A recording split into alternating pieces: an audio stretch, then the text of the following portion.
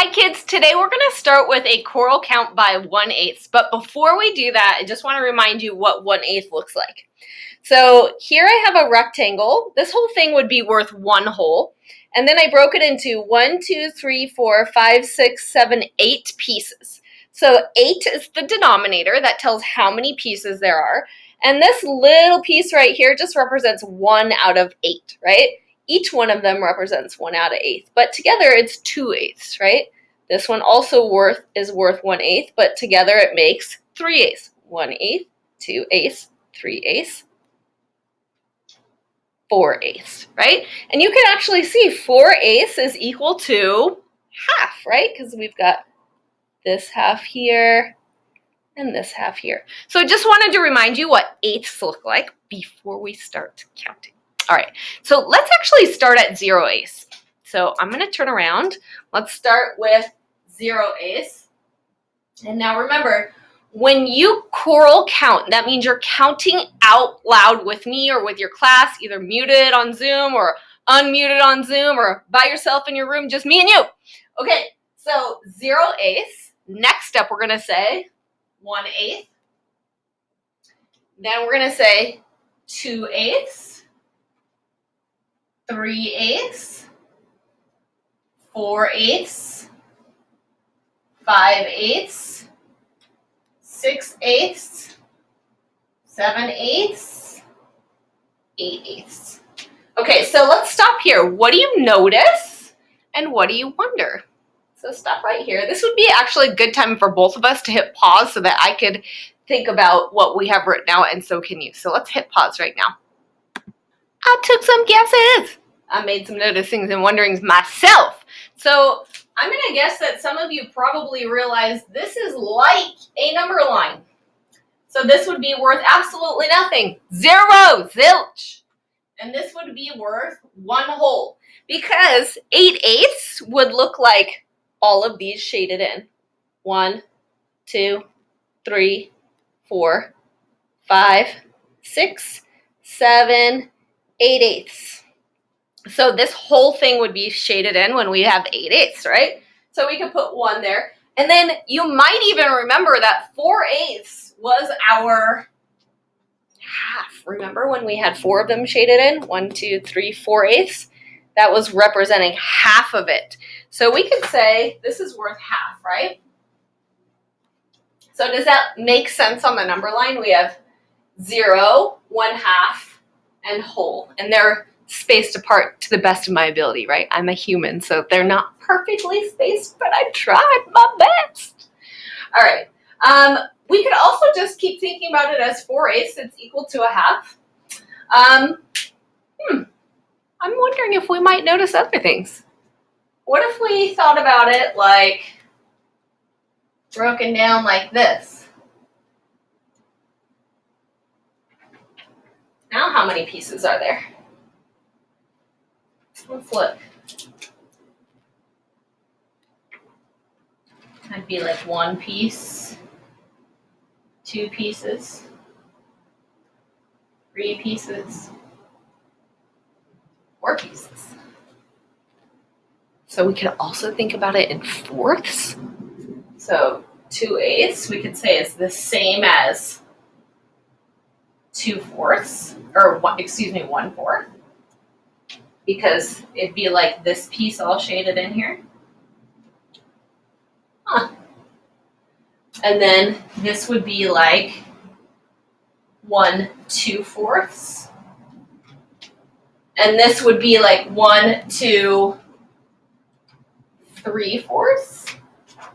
And this would be like 1 2 3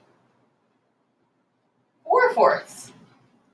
It's just all how you break it apart and look at it. So I'm just guessing that some of you guys are probably starting to think about these things as we're counting and playing with our numbers, right?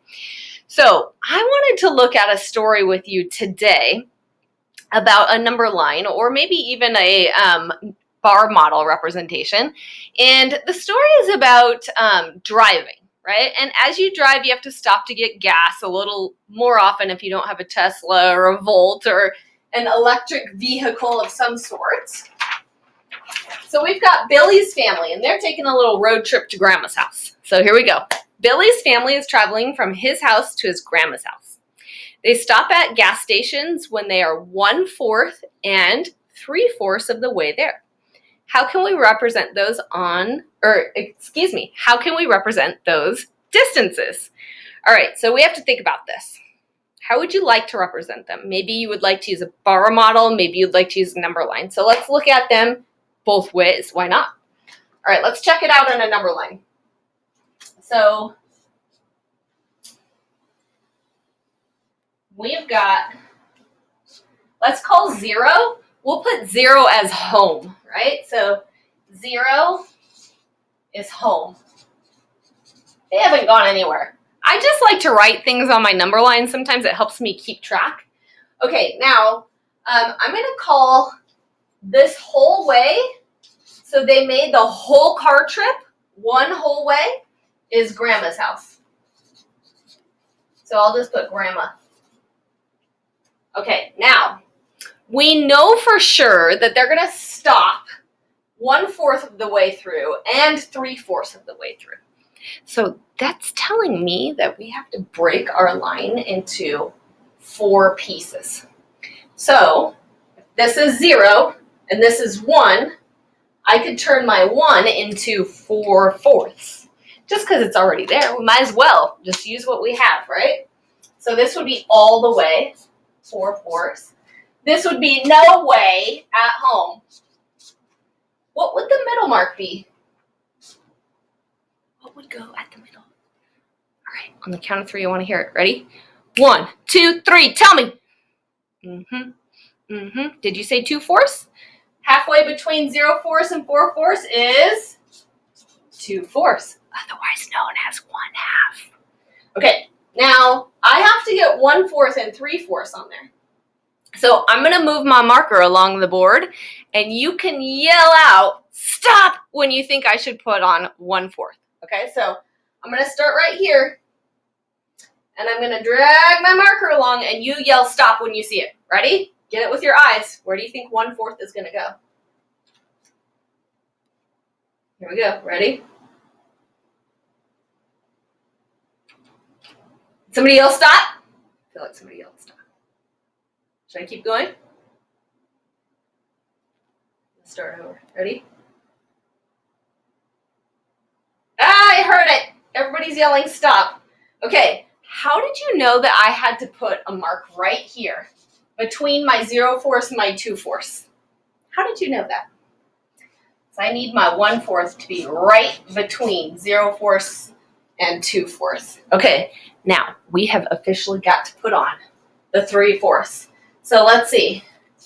Yell stop when you see where the 3/4 should go. Here we go. Ready?